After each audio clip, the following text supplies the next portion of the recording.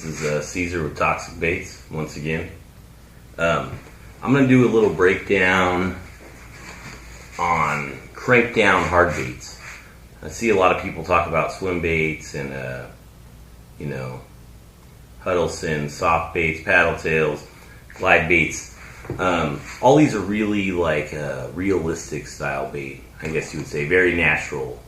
They try to give off really natural cues, hopefully silent. Huddleston, tail thump with the vortex, all that stuff. When you go to these hard baits, you can hear the squeaking, and they make a racket, and the hooks are banging around. They have this big lip, and most people just refer to these as wake baits. They're like a plug style bait. I try to call them transitionary swim baits, especially these smaller ones. Like I make like a wake and crank, 7 inches. You could throw it on a flipping stick if you wanted to. 7-inch slammer, baby wake, 316 baby wake. I'm sure there's a million I'm not thinking of. But these baits, I think, are traditionally only thought about as like a topwater style lure. But they have so much, there's so many more options to use these. And that's why I kind of like calling them a plug style bait. Because even though they're large, like a swim bait, like my Wade Hawes is a bluegill wake bait, swim bait, it also has a lot of the same action and gives off same cues as reaction baits. This is essentially like a big crankbait. And that's how we use it. I mean, this thing, the body shape and everything allows this to plow through cover, up and over tules and logs and flip around. And just because it has these 1/0 treble hooks hanging, doesn't necessarily mean that you're going to hang up. This wake and crank isn't so buoyant, so it kind of wiggles through the cover more. A lot of guys like to rip it out of the weeds and burn it, bang it off stuff. I mean, just like a square bill. And I think a lot of guys get lost in that, especially with my baits, because my baits are primarily, I don't have very many baits that only wake.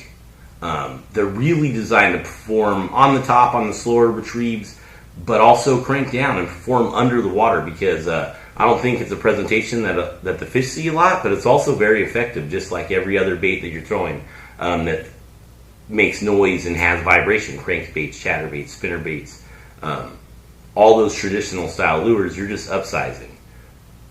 This is how I feel about it. So I'm just going to go through a little stuff of the equipment I use, the line, the reels, the rods, and some techniques that have been effective, some cover and stuff. Hopefully, maybe if you guys, a lot of guys have a problem, or it seems like they don't get it, and then they'll throw it for a while and push it, and then once it clicks, it's on, and they can get some bites. So maybe I could shorten the learning curve if you guys are new to the whole Crankdown hardbait thing. I know the northeastern guys, they got it going on. They totally understand it. They have, Pat's baits and the other wood baits that are similar to that, and they hold it down. So hopefully this can illuminate some other guys that aren't so hip to the game. So first of all, it is a big crankbait style lure. My preference is round reels. This is a Millionaire 253, similar to a Shimano 300 wide round Calcutta or something like that. These things are beasts. They also make the Lunas, the newer one. I have a bunch of Millionaires like a ton, but the Luna's the new one, and the 253 just handles. I throw baits up to 6 ounces. This is my 6 ounce Crankdown wake style lure, and these will do it. I put years into these. For the smaller stuff, you can get away with the 200 size instead of, in Daiwa's 253 and Shimano's 300. Both of them call this a 200. For like 20-pound line, thinner line, you can't get a lot on there. But for these smaller baits, mini slammers, baby wakes, like I was talking about, 7-inch slammers, your lighter hard baits, wake and crank. This isn't a bad reel. This isn't a bad size. You could definitely find use of this. I like the ratio 5:3 to 1. The most I like to crank with is a 6:1, 6:3 on Alexa. But I prefer the round reels. When I step up to the bigger stuff, like these big rats, this is 6 ounces. This is close to 6 ounces. 316 Armageddon. Man, I'm so bad. I only fish my own baits. So, but you know, in the past I've always used some baits, and there's a ton of great hard baits made by a ton of guys. That Nate's Bait, he makes, you know, some killer stuff. You know, there's a ton of guys that make good stuff that is pretty similar. I'm not real familiar with how well it cranks down. You know, some of the musky guy stuff, it definitely cranks down, but a lot of stuff is made to stay up. So, anyways, there's a lot of options. When I step up to those larger sizes, this is a Kago. It's a 300 wide Millionaire round. You could get a 300 Luna, 300 Millionaire. This has a 6:3 to 1 ratio, but I could really slow it down. I keep the tower handle on. It's not a jigging handle, it's balanced, but it's not a bad JDM special. I think it's important to put these 100mm handles on these when you're cranking these baits. It gives you a lot of leverage. This is Alexa. You get it for like 40, 45 bucks from Daiwa with those rubber knobs. Replacement handle you can get from Tackle Warehouse or anything for I think 45 bucks from Daiwa. 100mm with foam knobs, really nice. I throw ABEX 7 ceramics in there. You can get off eBay for 30 bucks, or Hog Tech makes good bearings, good bearing replacements. So you could jump in, you know, you could throw those in. It's always nice to have a quality reel with good support in the gearing when you're dealing with these hard baits. The rods I use, you know, they vary, but I like a moderate taper. Spiralite, you know, I use the moderate in the Defiant, the moderate fast in the Defiant series. It's a little crisper action with the 40 ton, but it's not a fast action for sure. It has a dynamic action. It'll be kind of fast. We call it the moderate fast, but once you get a fish on it, bends deep in the blink. I like that 8-footer. I try to get in the 8.3, our 8'3" Maverick series for $120. 30-ton Torrey, killer rod with a deep bend. You could throw anything from 3 ounces all the way up to 8 ounces. Crankdown, great. And then on the bigger stuff, I'll throw this big one. I'll throw the 8.6. I can throw up to 12 ounces. These have big hooks. I base my rod on my hook size. If I'm not going to bend the hooks out and I can keep them torqued, then I'll throw this heavier duty rod. So as long as they have a deeper bend in them, I think you're good to go. I prefer mono or co-poly. I use big game 20 and 25 pound. 25 pound stuff it's like cable, but it has a lot of stretch to it. It's almost like a rubber band.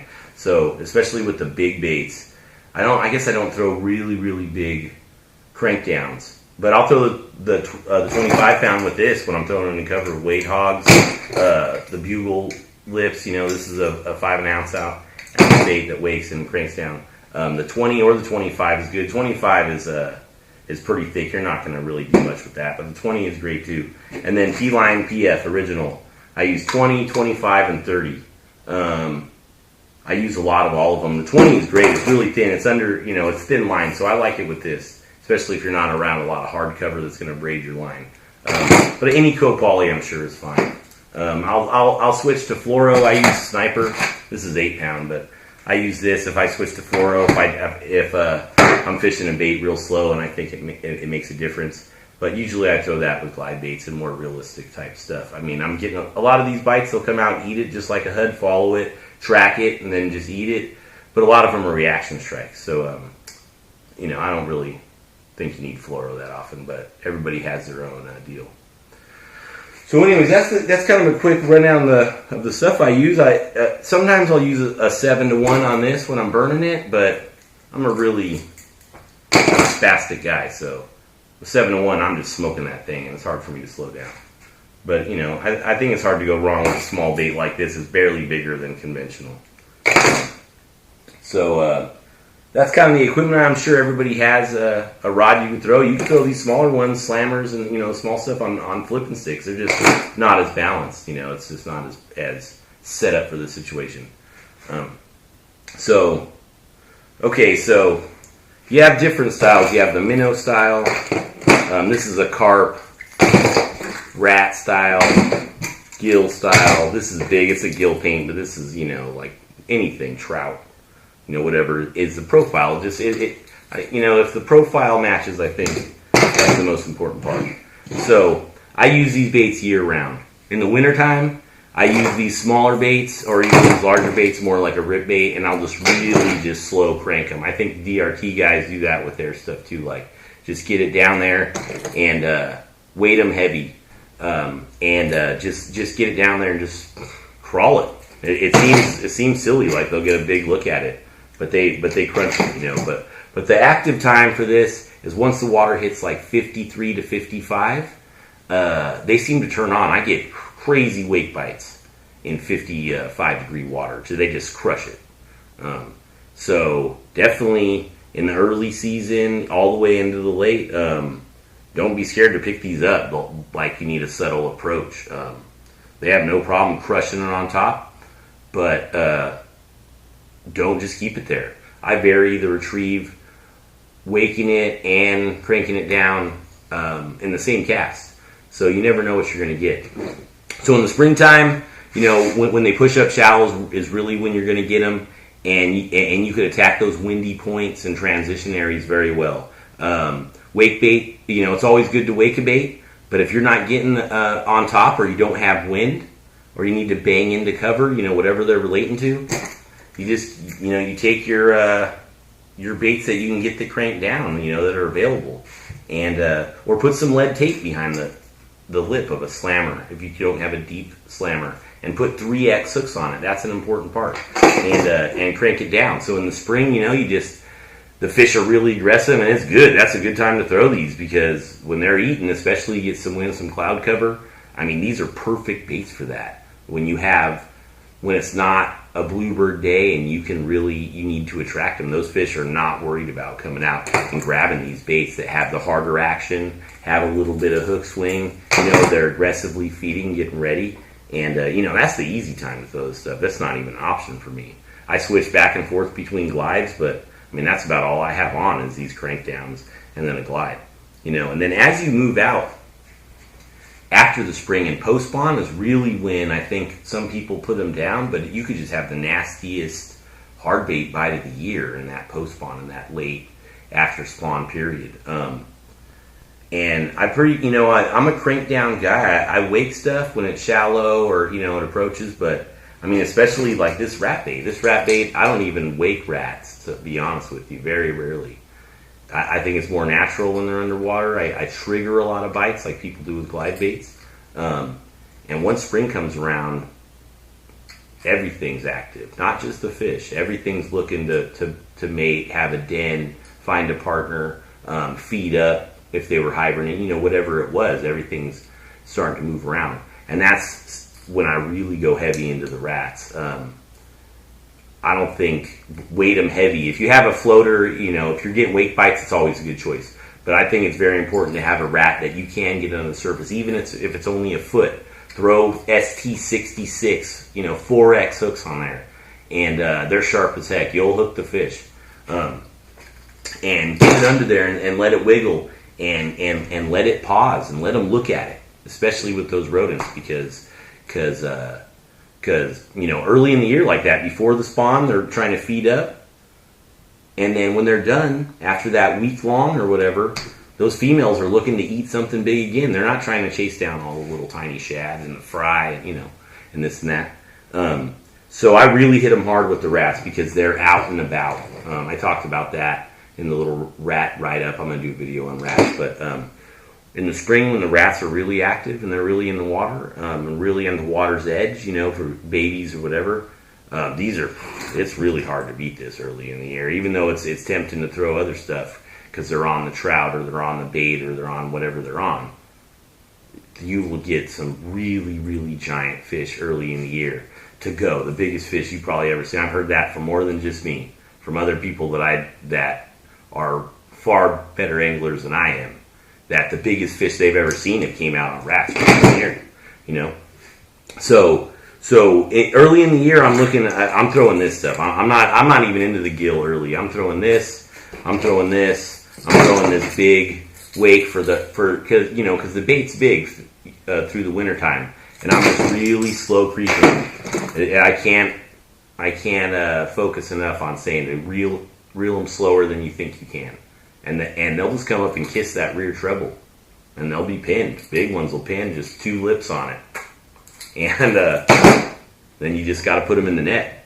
And then as post spawn moves on, I move into these smaller baits. Baby bass color, this is carp color, this never works, don't throw this color. But the shad colors, these are this time of year, fall, I kind of like these more shad, teabag shad colors. But this bait, the wake crate really starts to shine in the summer for me. I can move it fast, I can rip it through weeds. When I'm waking, I'm throwing this and I'm cranking this a little bit down. I like the bluegill on top or a couple feet down. It seems to get good bites. When I get this too deep, I honestly feel like the fish eat these wide baits from the top and come down on them, and they don't get the hooks. I've lost some really big fish when I'm cranking it under them, I feel like, with this bluegill style bait. But when I get on this minnow style bait, I never see that. No matter how deep it is, the deep divers, it's good. So next year is when it's going to be kind of big for me, and I'm going to offer a lot of different sink rates. I don't know if there's any other available, but if you could get baits that crank down, to 6, 7, 8 feet, you definitely should get on that. Or switch the hooks. When I'm on the boat, I have this box. This is full of hooks. Split ring pliers. If I need to make an adjustment on the fly, if the fish are kind of in a negative mood, I'll switch these light wires to 3X hooks and let this just hang in front of their face and creep it. This is a slow sink bait. And I'll let it come in and reel this uphill like a lot of guys would a hut and let it hover. I make suspenders, but really get in tune with your baits. I notice that people don't do that, like different hooks, lead around the hooks. Really play with your baits and learn them, because there's so many things you could do with just, like, say, this style bait. And it'll shine for you instead of just being a throw it out and wake it in and nothing ate it. I really feel like a lot of people, that's how they throw wake baits or lipped hard baits in general. So in the summer, the wraps, of course, bluegill's super heavy. It's hard for me to put that bluegill bait down through the warmer months into about where we're at now in October, whenever they get off the gills and harder onto the shad. But through the summer, I'd say your gill baits, your Black Dog shell crackers, Big Game Customs has them. I don't know. I'm horrible at remembering stuff. But there's a lot of good baits. I make the weight hogs. Oh, Brock at Hiroshima, he has the Pilrilla, great bait, produces, summertime I think is the gill bait. On top, couple feet under. A lot of guys have success on the slow sinks. I don't want to speak on that because I do some slow sinks, but I'm a Delta guy. I mean, this is where I fish, and it's shallow. I'm not fishing for gill eaters in 10 feet or 8 feet even. My gill eaters are shallow. But from what I noticed, when the fish are shallow in the first 5 feet of the water column, I don't want those fish coming down, especially if they're relating to overhead cover. Any overhead cover, is really essential to big fish if you got it. But you don't want them to come down on this bait because it's so wide and they miss the trouble, in my opinion. So in the fall, I'm into the shad. I'm either throwing this or I'm throwing something biggest I can throw. In the fall, it seems like the key on small stuff or really huge stuff. That's just what I do. That's a tougher time. I'm throwing these waking cranks, smaller stuff. The bluegill still works a little bit, but I'm focusing on this, and I'm focusing on this, and I'm trying to throw them that suspend a lot of times. I have one that I'm ripping through fast, and then if they're not eating that, or I'll have 2 rigged up, I'll put 3X hooks on it so it really floats up slow and I can let it hang in their face. Because with Crankdown baits, I can't stress enough to pause the bait. Pause it. Just let it sit, even if it's for a second. They'll smoke it when you pause it. I mean, at least out here. I'm sure other people have different experiences, but I'm giving you, my experience over the past 9 years. We've been fishing this out here for 9 years. Me and my friends before I started selling it. Some local studs, So, and then in the wintertime, I'm throwing these suspenders. I'm throwing it like guys are throwing rip baits. And, I mean, I guess the Huddlestons and all that stuff, a lot of guys go to that. I'm a hard bait guy. So you don't have to switch to soft baits. It's always, it's a good idea. But these definitely have their days, especially when the wind blows or if you get a real sunny day in the afternoon. Those fish will move up on those steep banks real close to shore, get some heat. You target them with these banks and trigger them. You don't get the follows with this. I mean, you get follows, but when they're up and they're ready, there's no messing around. That they take these way down. So let me think. So the only tips like juice I could have is like bang these into everything. Throw these into the cover.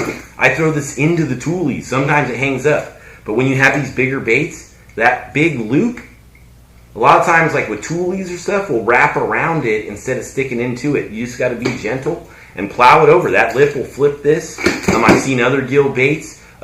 Piz's Beast. I just fished with them. I almost forgot to mention this baits. But the Beast was doing the same thing. So you're cranking it into cover, smack it into there. As soon as it hits, you might trigger that bite. It happens all the time. Into the weeds, I'll plow it right into the weed edge.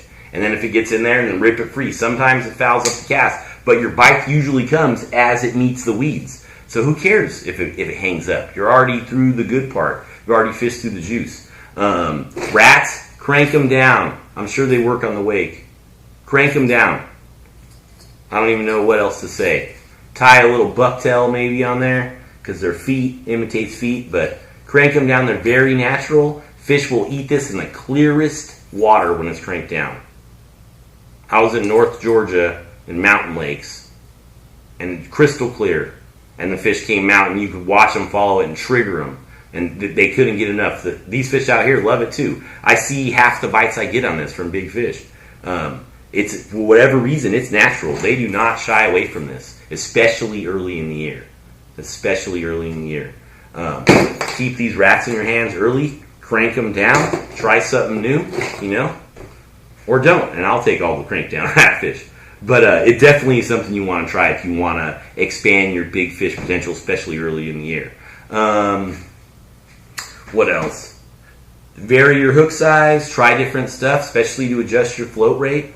You can have 3 baits out of the same lure just by adjusting your the 1X, 2X, 3X in the hooks, or wrapping some suspend strips or golfer's tape. You can go to a golf store and get lead tape and wrap it around the hook shanks. You won't mess nothing up.